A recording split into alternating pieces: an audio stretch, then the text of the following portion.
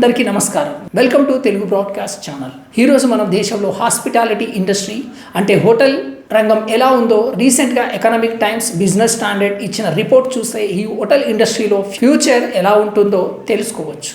దీన్ని బట్టి ఈ కోర్సులు చదివే వారు కూడా ఒక నిర్ణయానికి రావచ్చు. పైన చెప్పినట్టు ఎకనామిక్స్ టైమ్స్ ప్రకారం 2028 సంవత్సరానికి దేశంలో హోటల్ ఇండస్ట్రీ $1 బిలియన్ పెరుగుతుంది.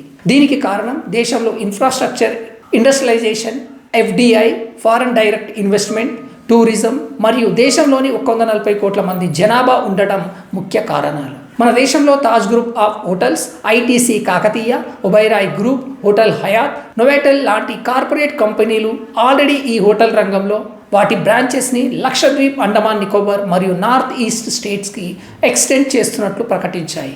అలాగే ఫ్రెంచ్ హాస్పిటాలిటీ కంపెనీ అకోర్ హోటల్స్ ఇప్పటికే మన దేశంలో 71 బ్రాంచెస్ కలిగి ఉంది.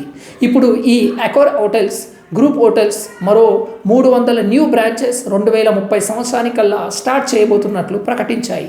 అంటే హోటల్ మేనేజ్మెంట్ హాస్పిటాలిటీ ఇండస్ట్రీలో వచ్చే 5 సంవత్సరాల్లో దేశంలో మంచి ప్లేస్మెంట్ ఉంటాయి. మా కంటెంట్ నచ్చినట్లయితే please subscribe our channel. Thank you for watching. జై హింద్.